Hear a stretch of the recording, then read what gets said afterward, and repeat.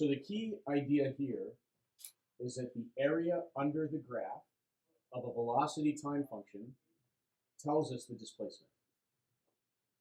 You saw that on the test. There was a question about that. So here is a graph of an object that begins with velocity 2 meters per second and then is moving at a speed, looks like maybe about half a meter, the acceleration is about half a meter per second squared.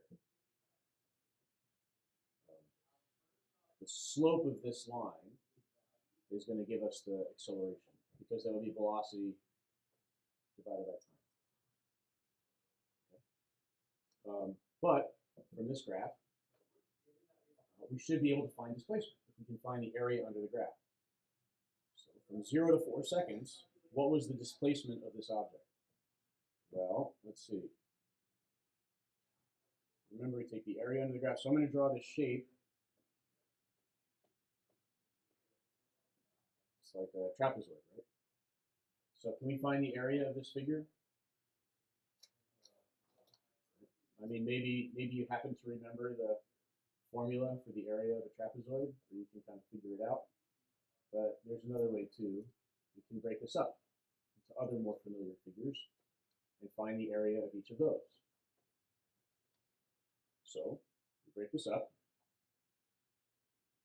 to a triangle and a rectangle. So what's the area of the rectangle? So the base is 4, the height is 2, so this is 8 meters. This is 2 meters per second, this is 4 seconds. What about the triangle? What's the formula for the area of the triangle? Do you remember that? 1/2 base times height. 1/2 base times height. So the base is 4 seconds. The height is also 2 meters per second. So what's 1/2? 4 times 2. 4. So this is 4 meters. So the total area is 12 meters. That would be the displacement of that object.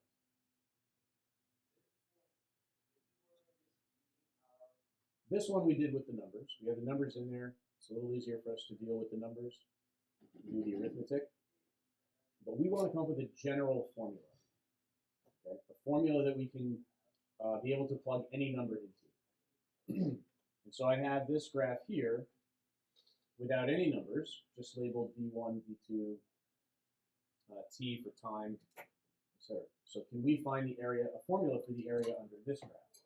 And then maybe we can get a position function out of it. So again, split this up into a rectangle and a triangle. So what is the base of the rectangle? That's the height. V1. Notice V1 is the height of this. We don't have a number. So the area here is V1 times T. And then for the top part, this one's a little trickier. The base is still T, but what's the height? Keep in mind, it's not V2, because V2 would be this full height all the way from 0 all the way up to the top. So that's not it. Yeah, V2 minus V1. Okay, so the height here is V2 minus V1.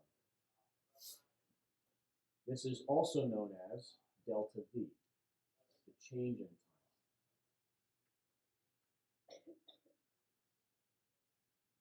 So the area here is 1/2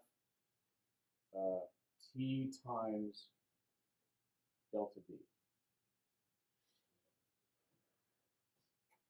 So I put these two together, and I get that the displacement is V1 times T plus 1/2 T times delta V.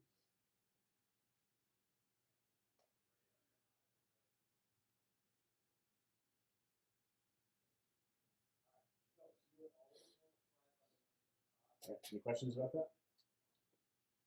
Let's see if we can work with this a little bit, because there are a bunch of things in here that are not going to be friendly to work with. Okay. First of all, that delta v. That means we need to know the initial and final velocity. We don't have acceleration. How can acceleration go into this equation? Well, remember, acceleration is delta v over t. That means that delta v is acceleration times time. So I'm going to take this and plug it in for this. So delta x is v1t plus 1/2. Now when I plug in at for delta v, I substitute that, then this expression becomes 1/2 at squared.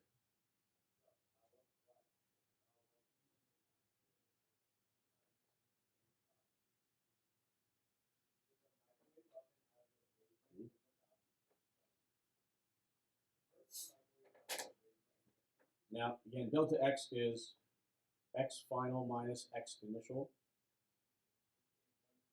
So I can split this up as x final equals x initial plus v initial times t plus 1/2 at squared.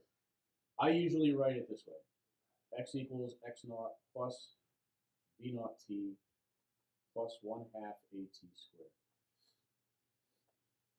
They both mean the same thing. And this is our formula for position as a function of time when we have accelerated motion. That's where that equation comes from. This is one that we're going to use a lot. Probably want to commit it to memory. Be a helpful thing. I'll give it to you on all our assessments and stuff.